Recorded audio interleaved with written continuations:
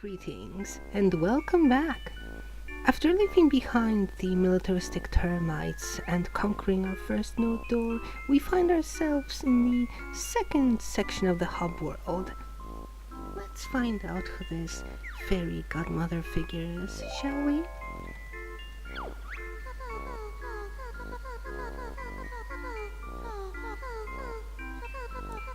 Yes, Gruntilda has sisters, multiple ones.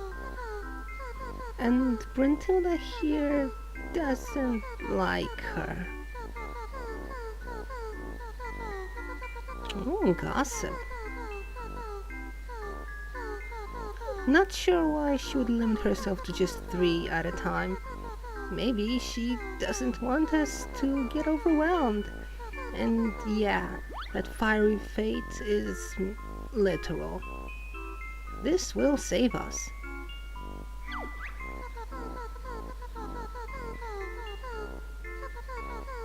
Salted slug? That sounds like something you would eat, huh? Now that can't be healthy.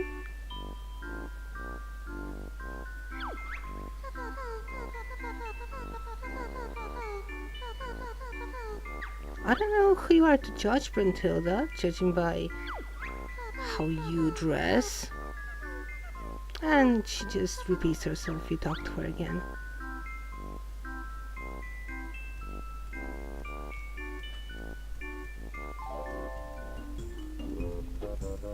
Here's another bit of Gruntilda iconography.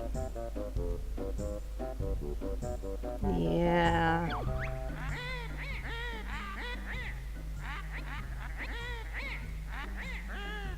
I have a hard time believing that.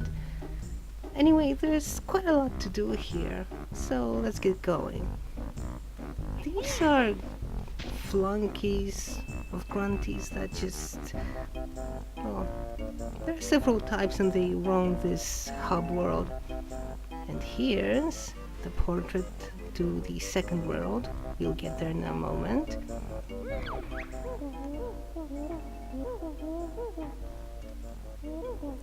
Yep, you'll be learning how to use this very soon. It looks, well, it has a picture of Kazooie's talon on it. And as you might be guessing, up there is another picture. We can't get there yet. So down here we get our sort of fast travel network. The first bit of it, at least.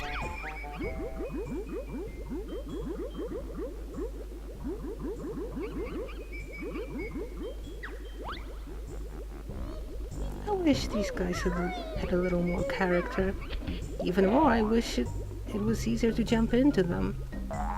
They can be a bother sometimes. And here, hidden by the camera, is another Mumbo token. I've heard that people hate these sort of things these days. Like, you know, having something that your character should be able to see hidden from the player by the camera. I personally like them though.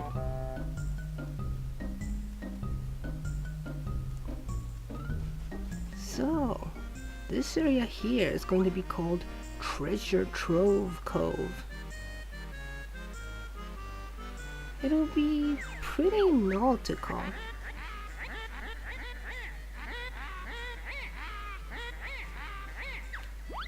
Oh, so this is what this is about. Grunty one's the guys, huh? Treasure Trove Cove is, well, pirate themed. And this game came out before One Piece and Pirates of the Caribbean started the whole pirate popularity boom that we've had a few years back.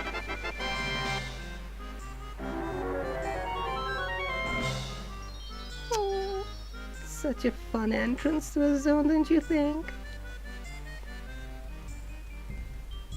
However, I would like to explore a bit more before we head in. You can hear Grunty laughing. She's looking at us, I'm sure. Here, in this antechamber of sorts, it's the entrance to the third level. We can't access it yet, and over there underwater is yet another passage that you'll have to go through later. I think it leads deeper into Grunty's lair. For now, we can't do much. We can hit this switch.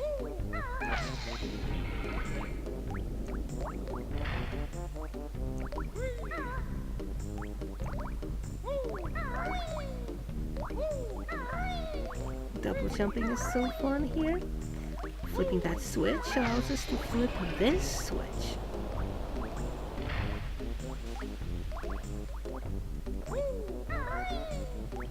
What wonders await us on top of those pipes? It's Brentilda again.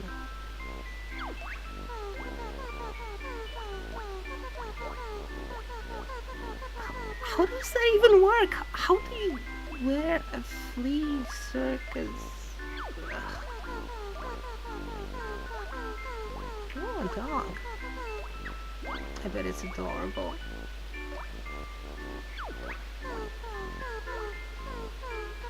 And she sings in a band. Aw, the more I know about Grunty, the more interesting she seems. She's a person of many talents, isn't she? And yes, these will fuel one of our major skills. So we flipped our switch in order to flip a switch so that we could flip a switch. I guess that's better than colored keycards, huh? Wrong. I guess that's what you call poetic license? Or maybe Grunty is bad at grammar. See that monster face? That marks basically an antechamber to a world entrance. And here's our next note door.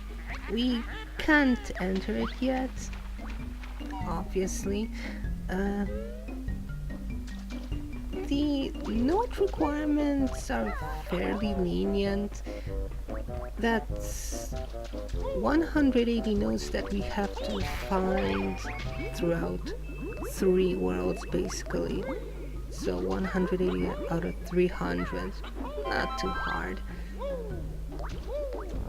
And that's a golden feather. It's used for yet another ability, which we won't be learning quite yet. And it doesn't talk for some reason. I'm not sure if it never talks or if it just didn't talk here for some reason. It's not that important. That's the entrance to Treasure Trove Cove, but first we need to check out this underwater tunnel here. Oh, it seems Grunty has a forest down there. Yes, here's the portrait for Click Clock Wood, the last world. You get to see it early here, but there doesn't seem to be a jigsaw pedestal. So for now, we're just going to have to grab what we can and come back later, I guess. 9 lives is the maximum you're allowed to carry, I think. And here's Brentilda for the 3rd time. There's a witch school in this setting. It's never touched upon again. Sweaty gorilla feet, I guess some kind of weird kink, huh? Hey, brown is a perfectly respectable color. So yeah, could you, dear viewers, do me a favor and remember all these? See, the secrets of Grunties, they're randomly picked from a list, I think. Like the jiggling letters, phrases, they change on each playthrough. And here on these walls, we get a sneak peek of the enemies we'll be meeting inside Treasure Trove Cove. Who makes these decorations? Did Gruntilda make them herself? It's like a fort and a ship fighting? It's pretty cool. It's still all inside a cave, basically.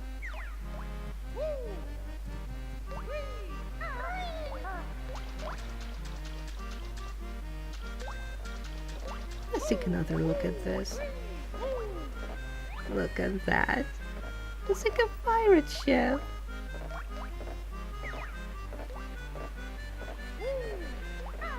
Anyway, before we head in, we gotta check behind. Always check behind things in these games.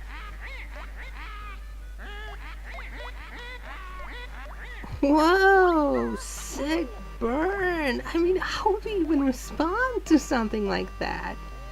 You don't. You just jump down into the nearest convenient hole. That's what you do. Welcome to Treasure Trove Cove, the second world. Unlike Mambo's Mountain, it's quite big and doesn't hand out jiggies that easily.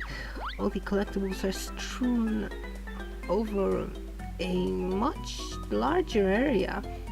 You certainly have much more ground to cover here. You can expect to see me run around more back and forth. So, where shall we go first? Here's a new enemy type. These crabs. They take 2 hits. At least with normal attacks. One attack kills them instantly. We'll see that happen later. All the palm trees have something on them. It's worth taking a look. And here's Snacker. Snacker will appear every time we enter the water and hound us while the knockoff Jaws theme plays. He also says a different thing every time.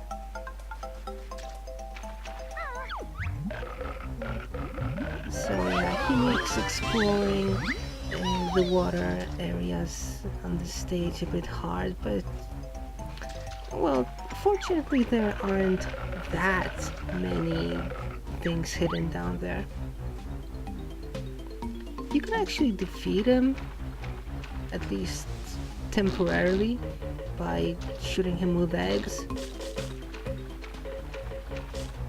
I'm having a hard time aiming because, well, I'm using an Xbox 360 controller and using the right analog stick in place of the 4 C buttons is a bit of a hassle. So, here's Nipper the hermit crab. Very big one at that. So Kazooie, being Kazooie, escalates this encounter into violence as quickly as she can. Of course. So we trespass on this guy's land, pick a fight with him, and what are we going to do? Well, we're going to drive Kazooie's sharp beak right into his goddamn eyes. I'd also like to point out that Nipper's portrait shows off his entire body instead of just his face. Not many characters are like that.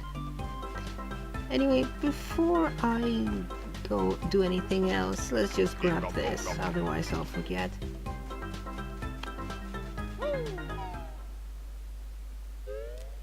So, Nipper's shell is a location in itself, and as you can see, it's quite a bit bigger on the inside.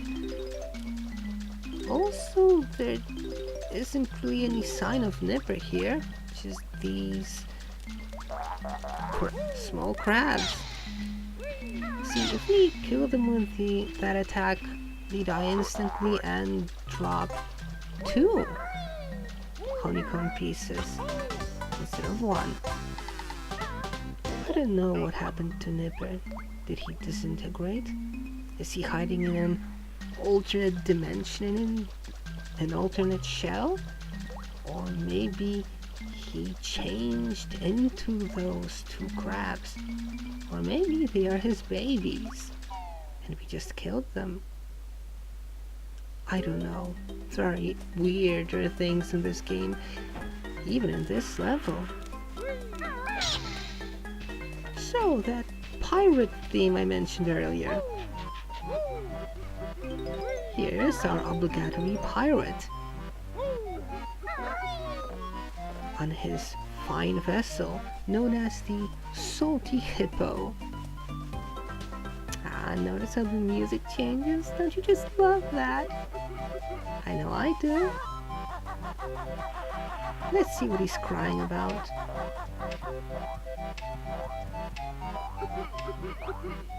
Oh, that's one sad hippo.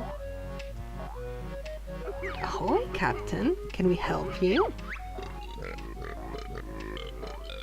Yes. Yes. Yes. I love listening to him speak.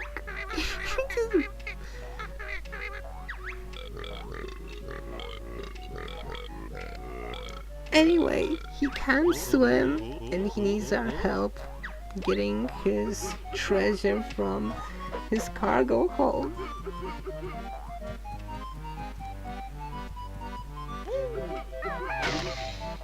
There are 2 sections of the cargo hold, each with its own entrance.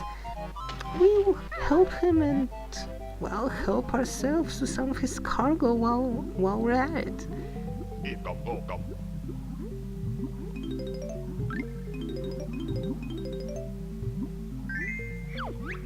The treasure talks as well. Its portrait has eyes, while its 3D model does not. I do not know why this is so.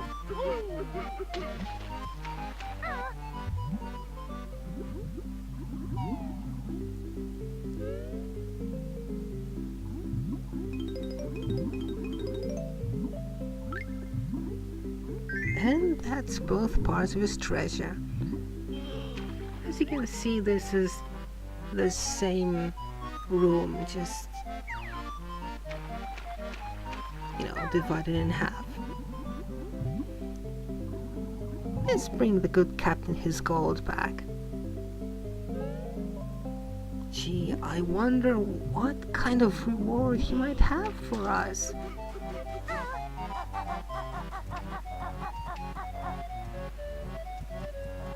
Here you go.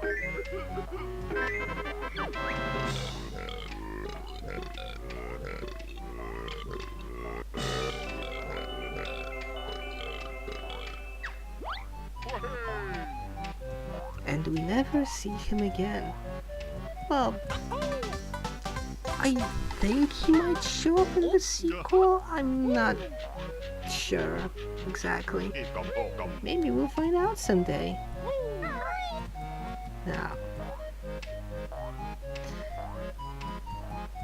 Now we will learn one of the coolest abilities in the game. Are you ready? We are going to learn how to fly. Well, I guess Kazooie already knows how to fly. It's just flying around with Banjo is a bit harder.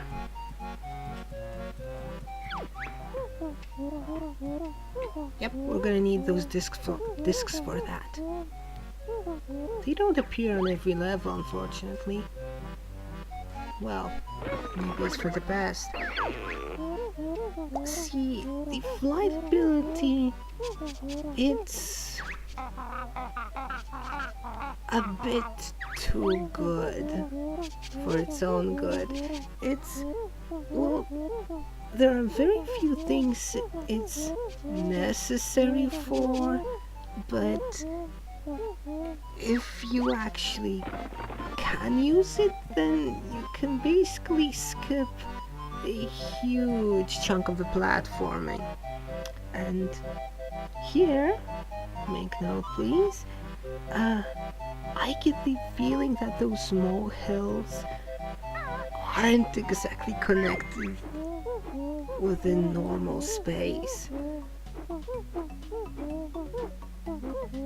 Bottles must be using some kind of eldritch magic, or perhaps Time Lord technology.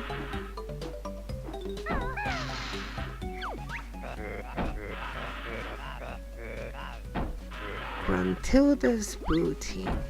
Touch it, if you dare.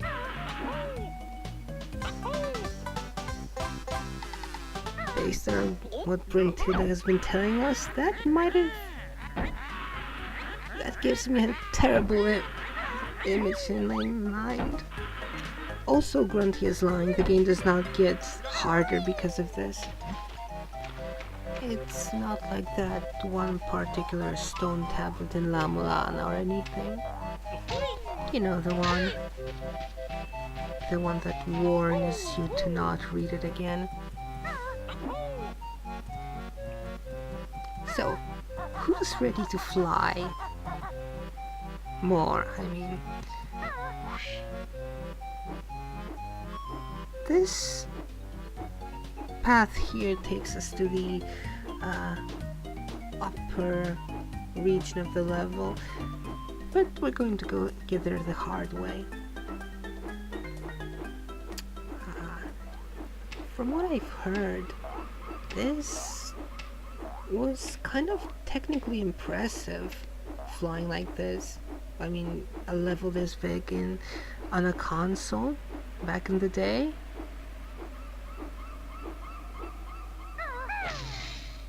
And here I mess up my chance to grab the Jiggy. We're gonna have to get back here later. We're gonna do this the hard way, but yeah, you can basically totally cheese this part with the flying ability. And this is what happens when you fall down a great height. You can easily get yourself killed like that. Well, you can get Banjo and Kazooie killed, not yourself, the player, obviously. The water is perfectly safe to fall into, though. It's cartoon water, movie water. Real life water would completely crush you. It would be like hitting asphalt. Yeah, see, the Jiggies are getting a bit harder to find now.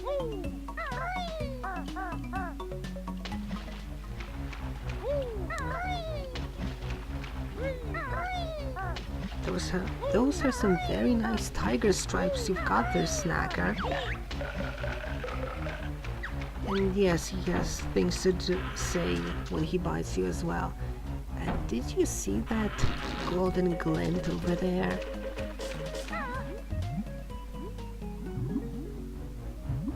Yep, another empty honeycomb piece.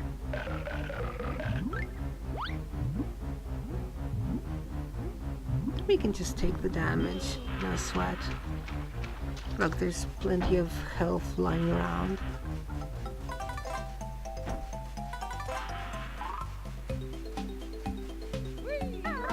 So, what do you say? We should probably... Well, no, let's explore this part of the level first. Timing your jumps to get into these chests a bit tricky. You cannot just press against them while on your way up. I think if you do that, you will end up hitting their teeth and getting hurt.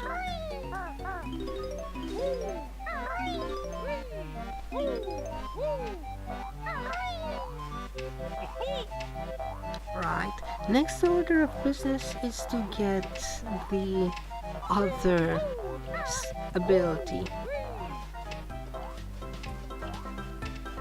It's the one that lets us use these green panels. It's basically a very high jump. It looks cool and we'll get quite a few opportunities to use it, but other than that, it's not particularly interesting. That's a problem that shows up in a lot of games that unlock your repertoire of moves throughout the course of the adventure. The later ones just tend to be much more situational, or even depend on objects that the game designers put in there, like these shock pads.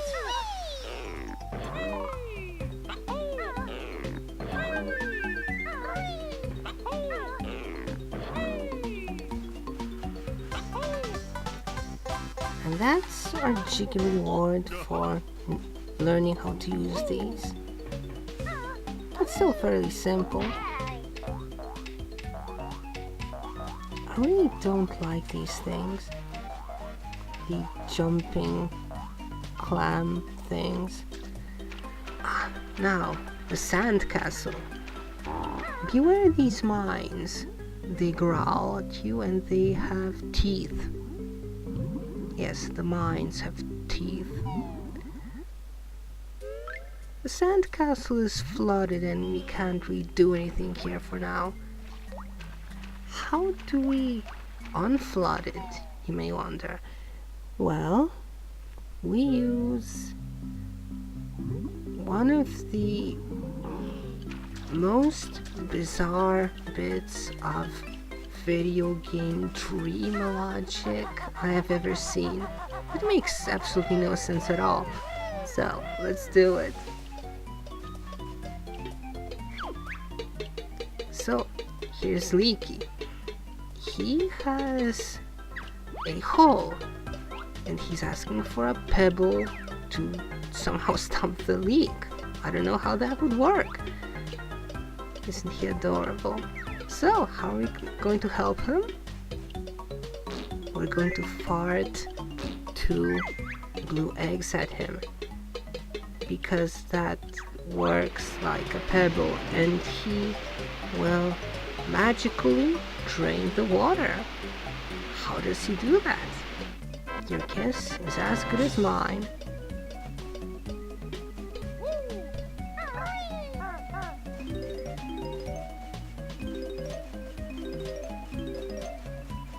With the water drained, we can now finally use this. Wow, the letters on the floor. You can spell out all kinds of things, but for now we have to spell out one particular phrase. That phrase is written for us right there on the wall. Why is it there? Why did somebody write? Does the world shift and turn around our heroes, adapting to them, or did someone prepare this for them? Makes no sense. Anyway, we have to spell out Banjo-Kazooie with these letters within a time limit. That's basically the challenge here. But that's the boring part, because this sandcastle is where we put in all sorts of secret cheats later on. It's used for quite a few things, including, I think, the mini game we did in Banjo's house. Remember from back in the beginning? So this guy here, who was apparently locked with his treasure, will want to get in our way. He's basically just a tougher version of the regular enemies. He has a unique color pattern though. The red and black pattern, which, as we know, is the coolest pattern. It's the one that makes you look badass and all that. We'll be coming back to the sandcastle eventually.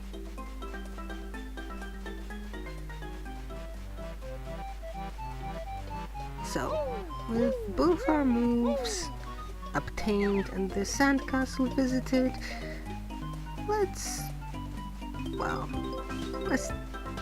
explore the rest of the level.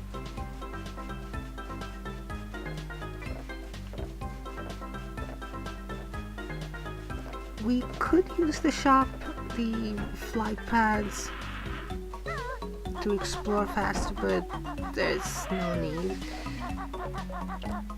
Down here,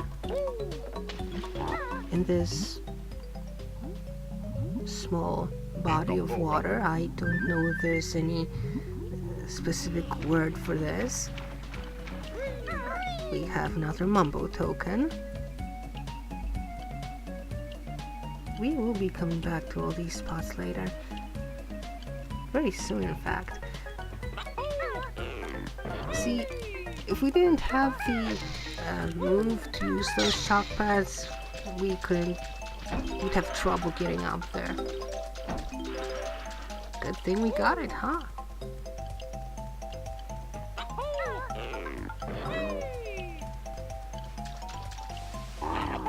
That's very shallow water to keep a mine in, you know?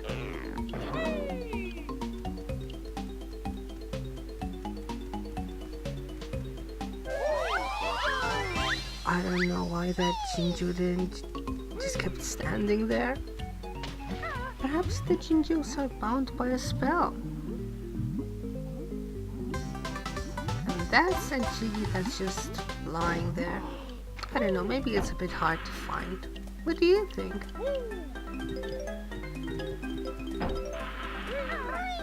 And here we have 2 Mumbo tokens hidden in a single chest. I don't think there's another spot in the game where 2 Mumbo tokens are so close to each other. Don't you miss when games allow you to slide down slopes like this? Not many games do this nowadays. I think Dragon's Dogma does it. But other than that, I haven't encountered it much. Here I try to draw Snacker out for another fight, but he's scared, it seems. Oh well. Ignore it. I can't ignore it. I have to pick it up. I can't help myself, it's a collectathon after all.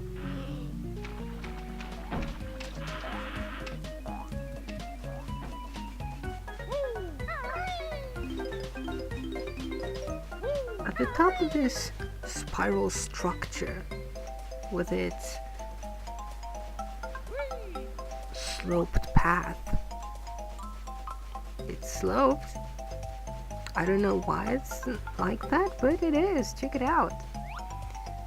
At the top here, we have an X that marks the spot. What do we do with it? The same thing we do with everything. Oh, what's this? A treasure hunt.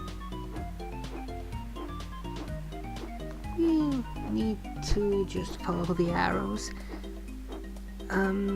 This challenge is much easier with the flying ability. You can just do it in probably half or a third of the time you would need otherwise. Note how the round shadow that appears in this game, the simple round shadow that was typical to, well, games in the past, is quite useful for aiming where you're going to land.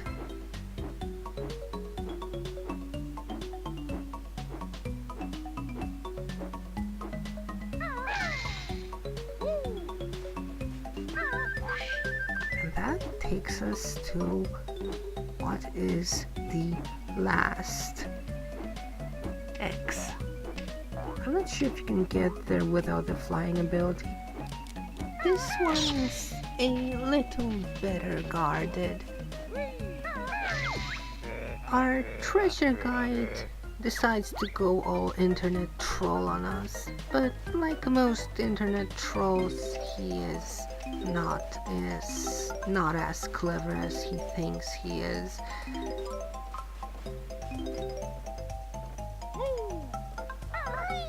We're going to get that treasure, whether he likes it or not.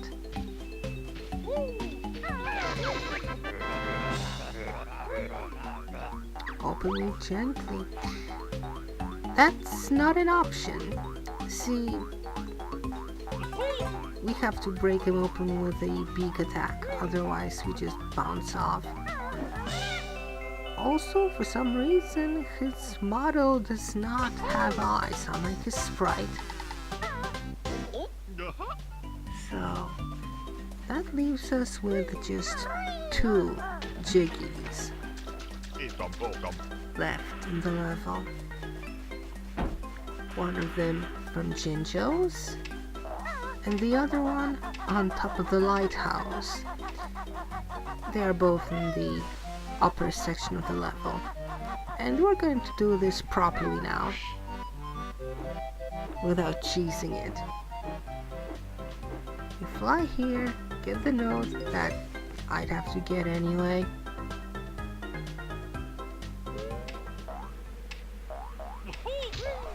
Enjoy the serenity of this area.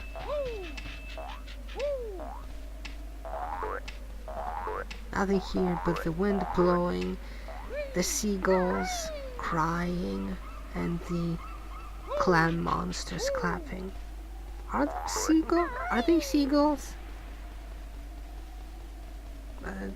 Those are the only birds I can think of. The banana Jinjo, come on.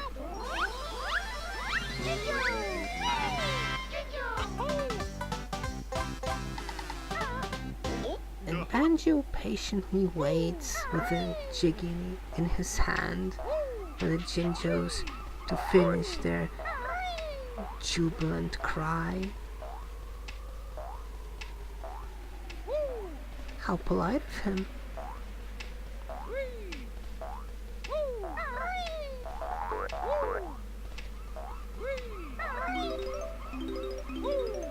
We don't want to miss those notes. We want to get all of them. I'm not sure if I'll get all of them. I'll try, but they're not all needed to finish the game. And that's yet another grunty panel. Most of these have something to do with one of Grunty's iconography, but some don't. This one doesn't. And here, on top of the world, we dance the dance of victory.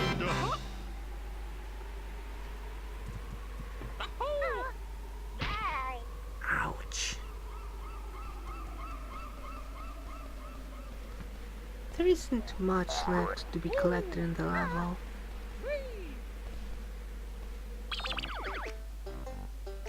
Only 5 notes remaining.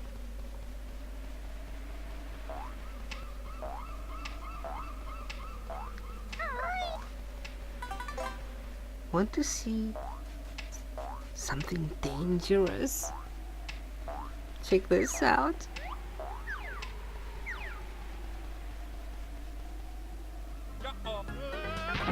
You can very easily die like that. The last notes just so happen to be in these treasure chests, but I don't feel confident enough in my ability to not get hit twice in a row. And I really don't want to, regather all those notes. But fortunately, there are enough life ups lying around to get us back to full health and make Banjo-Kazooie look like generic anime girls. You know, that whole wide-eyed stare with the mouth open, that's what I'm talking about.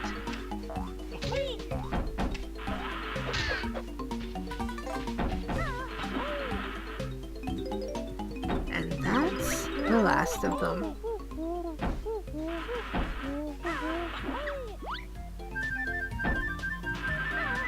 Are you getting sick of those feather sound effects yet?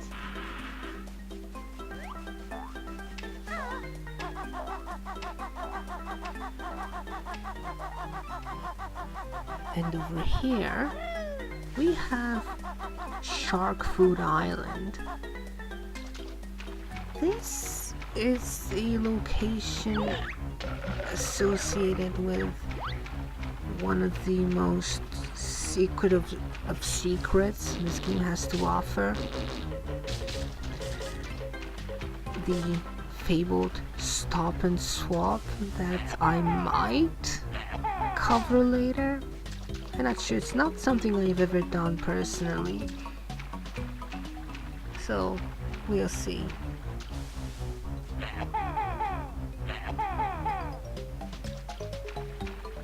I'm gonna get you, Snacker, before I leave. And that's what happens if you beat him up.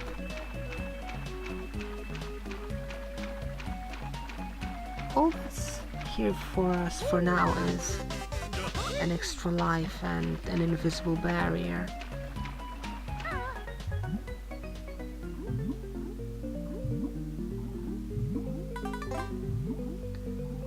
I guess all that's left for now is to leave.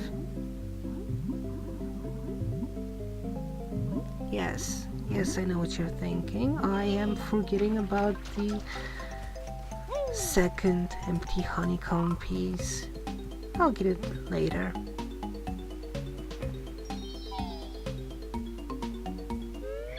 I honestly didn't remember where it was. I had to go look for it.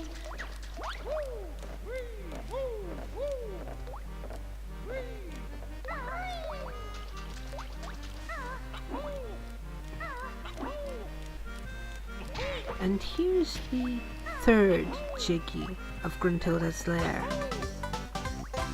Now, excuse me while I dive into the level for a moment again.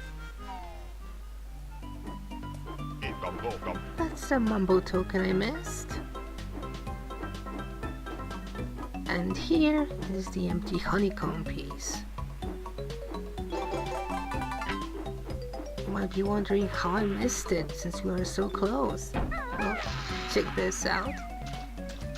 Now you see it. Now you don't. Now you see it. And now you don't. How about that draw distance, kids? People don't realize how much you can get done during a transition between areas. Remember when I said that we don't need to get all the notes? We could, in fact, go to the next area of Grunty's lair right now.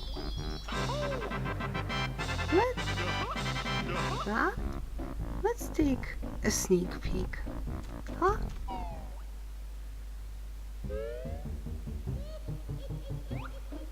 Yeah.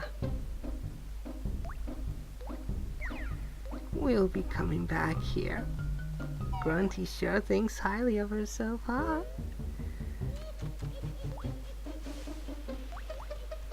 As a child, I didn't like going to the 3rd level. I don't want to go to Clanker's Cavern.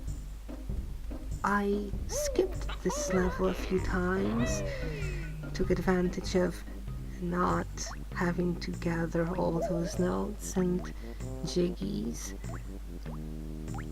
At least I wanted to put off this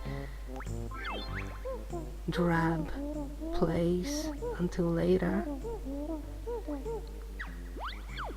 You hear that tuba? You see those metallic plates?